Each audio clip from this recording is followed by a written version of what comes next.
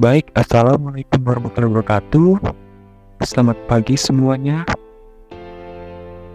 Pertama-tama kita panjatkan puji dan syukur kita terhadap Allah Subhanahu wa Ta'ala, yang dimana kita dapat diberikan nikmat sehat walafiat. Dan yang kedua, saya berterima kasih kepada Bu Aini selaku dan sebagai dosen mata kuliah audit sistem informasi, dan juga saya berterima kasih kepada teman-teman kelompok saya dalam pengerjaan makalah ini secara bersama-sama dan telah mendapatkan hasil yang memuaskan. Dan juga saya berterima kasih kepada teman-teman kelas yang sudah dan ingin menonton video kami ini. Nah, sebelum kita memasuki ke materi, di sini saya akan memperkenalkan beberapa kelompok. Yang pertama itu ada Riko Alisa Putra, kedua ada Rega Gevana, ketiga ada Zidan Aditya, yang keempat ada Muhammad Lutfi Anggara, dan yang terakhir itu adalah saya sendiri, Muhammad Rifki Putrawan, selaku moderator. Baik, untuk judul yang kami bawa mengenai implementasi PMK kelompok 5 dalam proses pengiriman barang berbasis online, studi kasus PT Sabang Mandiri Abadi. Untuk selanjutnya akan dibacakan oleh Muhammad Lutfi Anggara. Untuk Muhammad Lutfi, dipersilahkan. Ya, di sini saya akan menjelaskan untuk bagian latar belakang. Untuk latar belakang sendiri, bisnis pengiriman barang online semakin populer di era digital ini, di mana konsumen dapat membeli barang dari mana saja dan mengirimkannya saja dengan mudah. Namun ada beberapa kendala yang dihadapi proses pengiriman barang kepada konsumen. Oleh karena itu, perhitungan kali ini menggunakan framework COVID-5 dalam perhitungan pada PT Sabang Mandiri Abadi ini, yang dimana akan ditemukan hasilnya rata-rata kuesioner tersebut yaitu 3,43. Kita memfokuskan perhitungan tersebut untuk mendekati level 4 kematangan atau managed and measurable.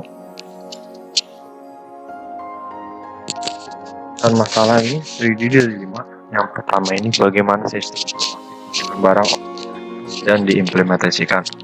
Yang kedua, apa saja risiko keamanan dan kerentanan dalam sistem informasi pengiriman barang online. Yang ketiga, bagaimana pengendalian internal dapat diterapkan dalam sistem informasi pengiriman barang online untuk mengurangi risiko keamanan dan kerentanan. Dan yang keempat, bagaimana proses audit dilakukan dalam sistem informasi pengiriman barang online untuk menjamin keamanan dan efektivitasnya. Yang kelima, apa saja rekomendasi yang dapat diberikan untuk meningkatkan keamanan dan efektivitas sistem informasi pengiriman barang online. Pada slide selanjutnya ada pengertian sistem informasi.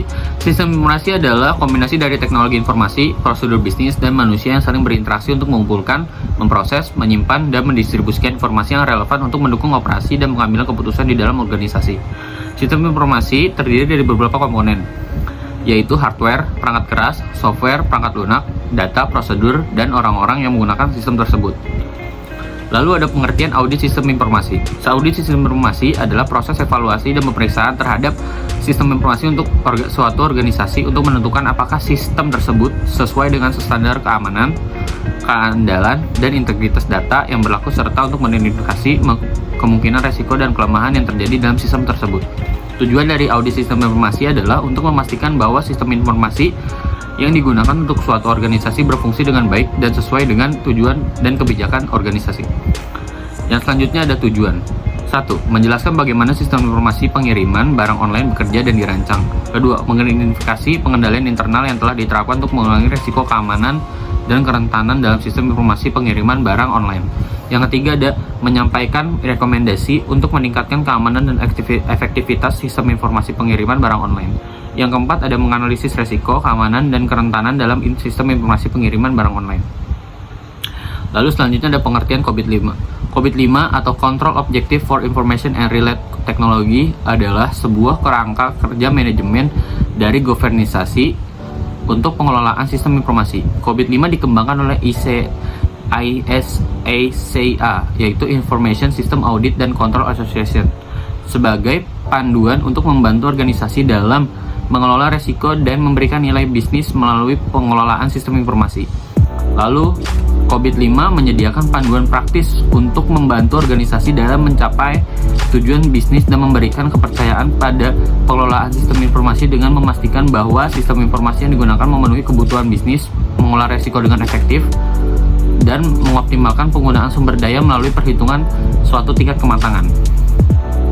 Lalu pada slide selanjutnya ada maturity level dan capability model. Level 0, non-existent, merupakan tahapan awal perusahaan. Organisasi merasa tidak membutuhkan adanya mekanisme proses tata kelola TI yang baku sehingga tidak ada pengawasan sama sekali. Level 1, initial atau ad hoc, yaitu terdapat bukti bahwa perusahaan mengetahui adanya permasalahan yang harus diatasi, sudah adanya kegiatan penyusunan sistem terkomputerisasi. Yang level 2, repeatable but intuitive. Pada tahap ini, organisasi sudah dapat melakukan perencanaan, pengelolaan, dan implementasi sistem berbasis komputer yang lebih terarah.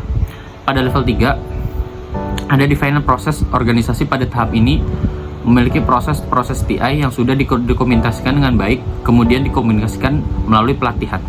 Level 4, manage dan measurable. Pada tahap ini, pihak manajemen organisasi dapat memonitor proses komputerisasi dengan baik.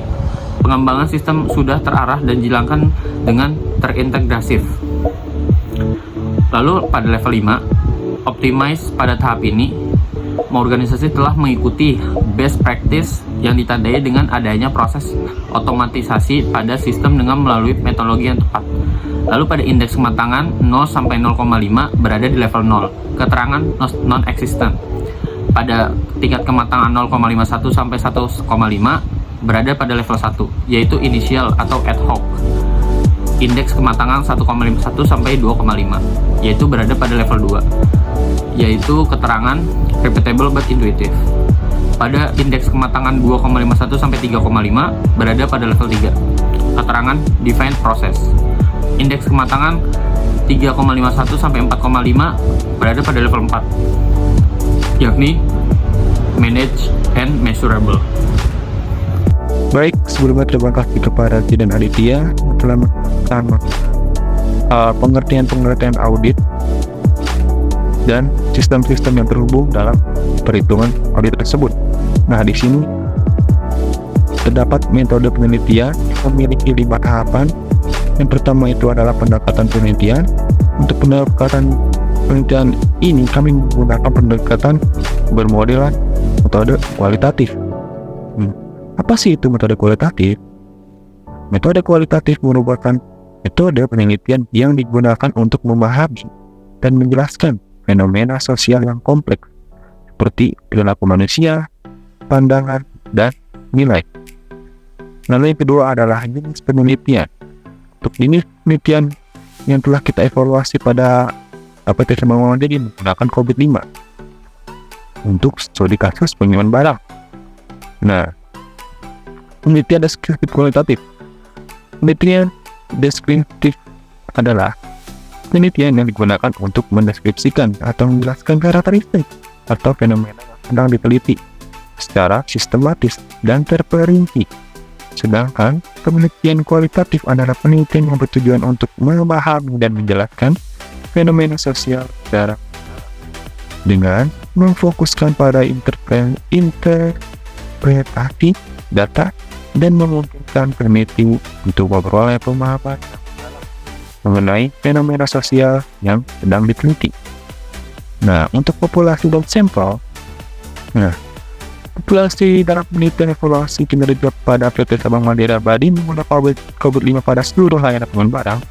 Sedangkan sampel dalam penelitian ini adalah 5 responden yang dipilih secara menggunakan teknik purpose sampling. Teknik purpose sampling dipilih karena penelitian ini memerlukan responden memiliki pengalaman dan pengetahuan yang cukup mengenai penggunaan dalam melakukan pengiriman. Nah, dalam teknik purpose sampling, penelitian memilih responden berdasarkan kriteria tertentu yang telah ditetapkan. Kriteria yang digunakan dalam pemilihan responden pada penelitian ini antara lain pengguna PT Sabang Mandiri Abadi yang telah melakukan pemesanan pengiriman, memiliki pengetahuan dan pengalaman yang cukup mengenai PT Sabang Mandiri Abadi pada proses pengiriman tersebut. Nah, yang keempat itu adalah teknik pengumpulan data. Nah, untuk teknik pengumpulan data kita menggunakan 3 tahapan. Yang pertama itu adalah observasi, kita menanyakan langsung kepada yang berhubung tentang pengiriman barang. Lalu yang kedua itu wawancara, kita bikin pertanyaan-pertanyaan langsung kepada anggota-anggota yang terhubung pada organisasi tersebut. Lalu kita menggunakan kuesioner sebagai penunjang untuk keputusan nilai. Nah, untuk selanjutnya adalah teknik analisis data.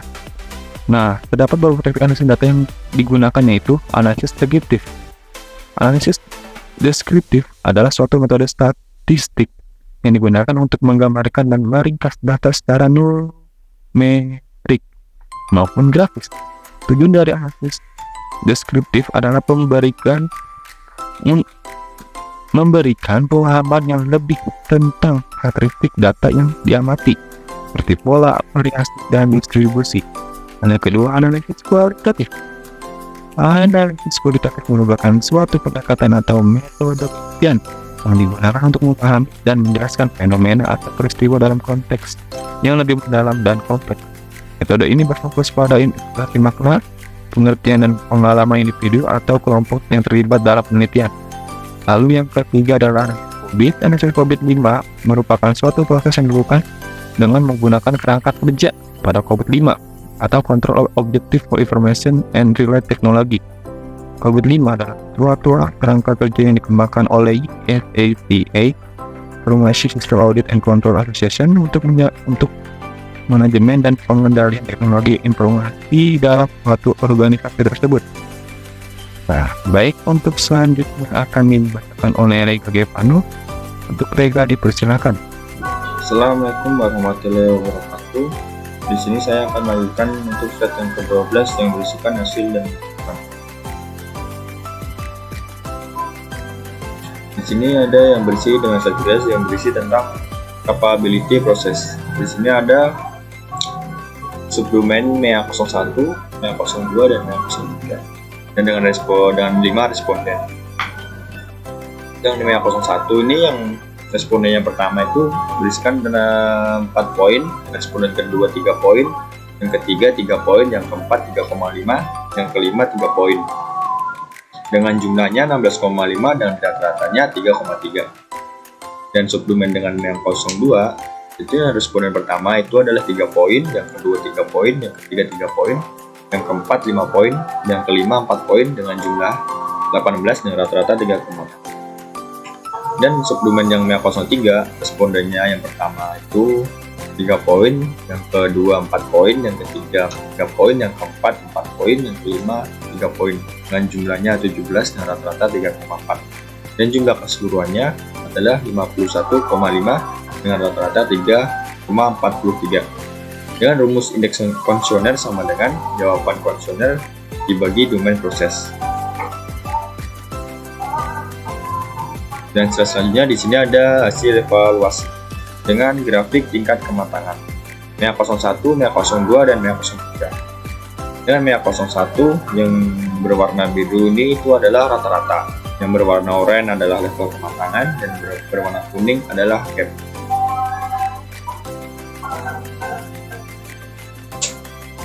Dan selanjutnya di sini ada gap dan rekomendasi perbaikan. Nah, di sini ada maturity level dalam capability model. Di sini ada subdomainnya yang tadi subdomain kita adalah ada 3 poin, dengan MEA 01, MEA 02, MEA 03. Dengan MEA 01 ini adalah rata-ratanya 3,3 dengan level kematangan yang 4, dengan gapnya itu 0,7. Dan MEA 02 rata-ratanya adalah 3,6 dan level kematangannya adalah 4 dengan gapnya 0,4. Dan MEA 03 rata-ratanya adalah 3,4, level kematangannya 4 dengan gap 0,6. Dengan jumlah keseluruhannya gapnya itu adalah 1,7. Dengan rumus level kematangan ini, level kematangan dikurangi nilai rata-rata. Dan selanjutnya di sini ada rekomendasi, temuan, dan perbaikan. Yang pertama itu adalah temuannya. Yang pertama, kekurangannya ketidakpahaman konsumen dalam SOP pembelian online yang berujung salah dalam penulisan alamat. Yang kedua, adanya ketidakjujuran oleh pihak pengirim barang yang dimana kondisi barang setelah sampai mengalami kerusakan. Dan perbaikannya di sini pertama adalah melakukan sosialisasi kepada masyarakat melalui akun media sosial resmi akan pemahaman proses pembelian melalui aplikasi online. Kedua, melakukan pelatihan staf penanganan barang. Barang harus ditangani hati-hati dengan menggunakan alat bantu untuk memudahkan proses pemindahan barang dengan aman. Dan terima kasih. Jika ada salah kata, dimaafkan. Sekian dari kelompok kami dan saya sendiri. Assalamualaikum warahmatullahi wabarakatuh.